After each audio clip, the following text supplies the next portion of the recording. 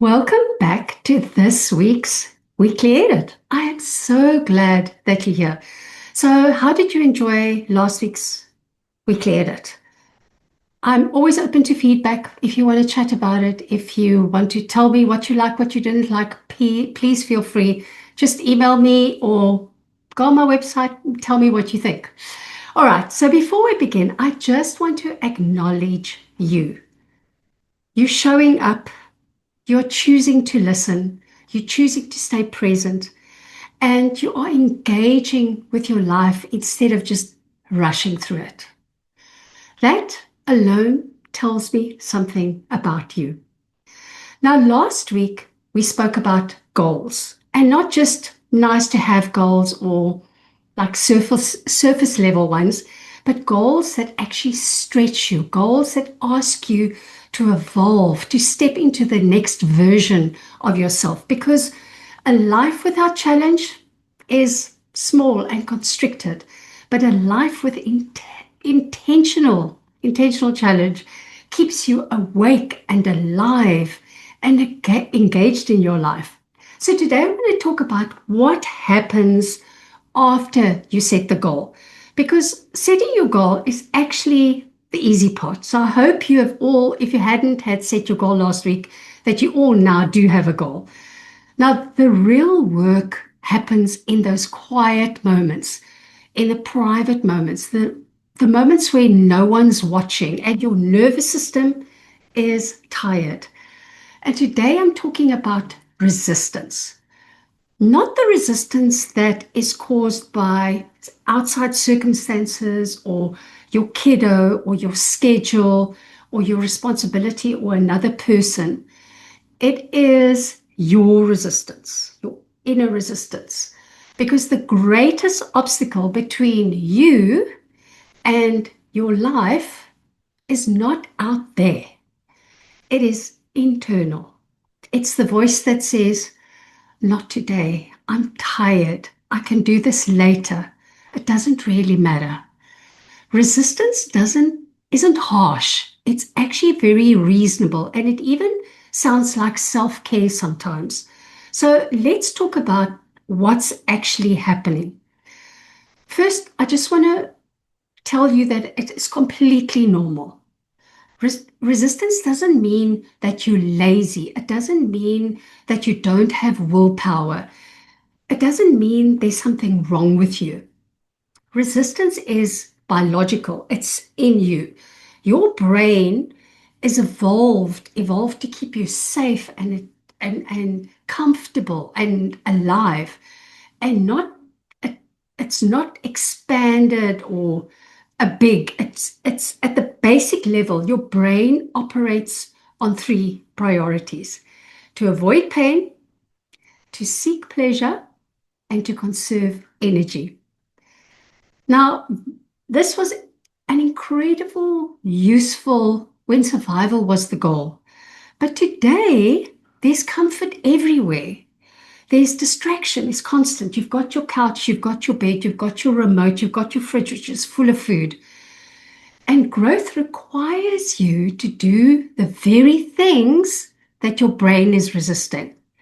So any meaningful goal will require you to feel discomfort, to delay gratification, and to use your energy intentionally. And your brain is always going to push against that.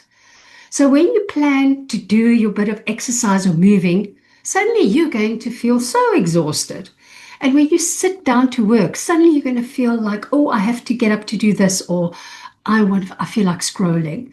And when you know what you want, but you feel that resistance coming, nothing has gone wrong. But this is the moment where self-leadership is required.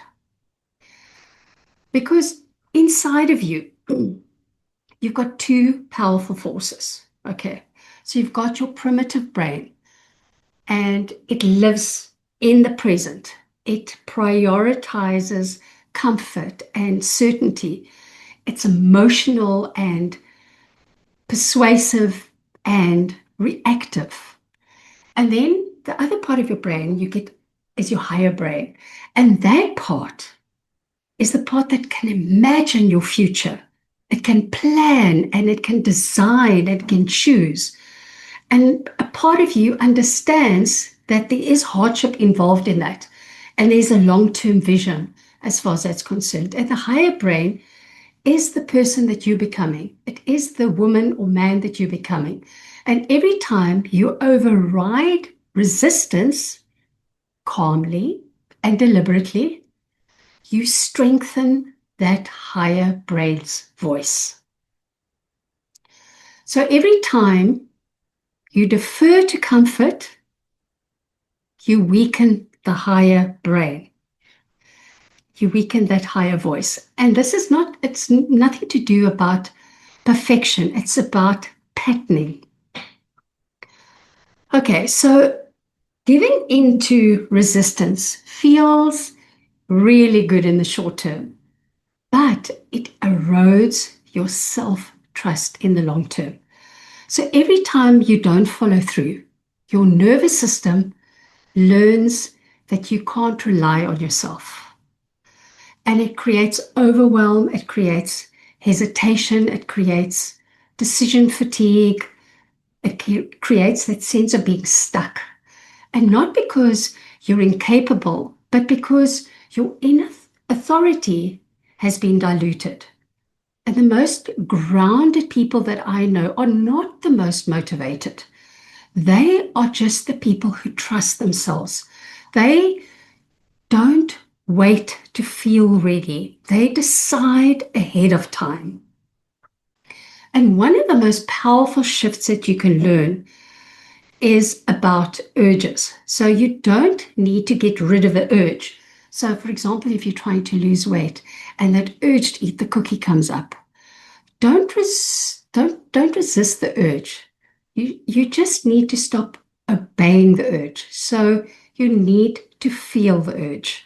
It's simply a sensation in your body. It comes up, it rises, and it goes away again. But when you fight the urge, it actually amplifies it. But when you allow it, it loses its grip on you.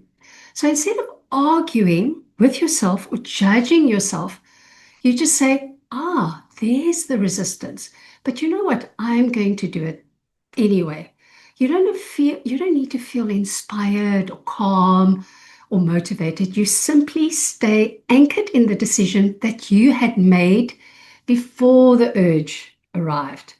And I'll give you an example. So I am, at the moment, we're walking 12,000 steps a day. And on Sunday, I had got through the whole day and I had only done 8,000 steps. And that resistance came in. It's like, I need to do another 4,000 steps, but I'm tired now. I don't want to do it. And it would have been so easy just to give into that, just to go to bed, have my bath, relax for the evening, do whatever I want. But I made the decision ahead of time that I was going to walk 12,000 steps. So I got on the treadmill at 7 o'clock at night and I finished the extra 4,000 steps. So that's the kind of thing I'm talking about. So deciding in advance is not indulgent. It is self-leadership. And this is where the luxury comes in. Because when you decide in advance when you're going to work, when you're going to rest, when you're going to move your body, when you're going to look after yourself, you remove that emotional decision-making process from the moments of stress, because your higher brain now leads, your nervous system is going to follow. And this is especially important for us parents of autism because we live with unpredictability. We create a structure and it's not rigid, but it creates a lot of safety for us. And safety is what allows your system to expand. Now, I don't want you to think of discipline as punishment. Discipline is the ability to do what you said you were going to do, even though it's uncomfortable. Not because you're forcing yourself, but because you respect yourself. And each time you follow through, you send a clear message to yourself. I am reliable. I can trust myself. I can keep my word. And this builds confidence.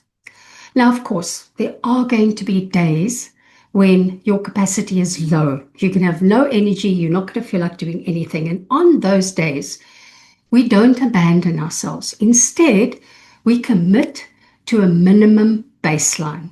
Now, what does that mean? It's 5 minutes. It is one page. It is one walk. It's one pause. So if you decided that you were going to walk every day, go outside and walk for 5 minutes. That's it. Or if you decided that you were going to write one page or read one page, just do one page. That's your minimum baseline. The baseline isn't about the output. It's about the identity of the person who said they were going to do what they're going to do. I am the man or woman who does what I say I'm going to do. And most of the time, once you begin, the momentum follows. Excuse me. Now, you need to track what you're doing as well because your nervous system needs evidence. When you track your progress, you show yourself that you are moving forward. You are being consistent. You are being capable. Progress doesn't need to be like this big thing. It just needs to be visible to you. And that's again how you build confidence. Okay, now identity work. What you do daily becomes who you are, not theory, but in practice. Each small act of follow through is a vote for your future self. I always say to my clients, have two baskets. The one basket for who you'd been before up until now, and the future person that you want to be, the future woman or man that you want to be. And every decision you take, have a little piece of paper and drop it into the basket of the, if this is something that is your future self would do, or your past self would do, or something that you want for your future self. Because this is how your capacity expands. This is how your calm authority is embodied. This is how your life begins to feel intentional instead of reactive. Not through force, but through consistency. Resistance is always going to be there, but it's no longer needs to lead you. You do the leading. All right, my friends, that's all I have for you today. Again, if you want to talk to me anytime, email me, send me a message, and we can chat. Bye, till next week.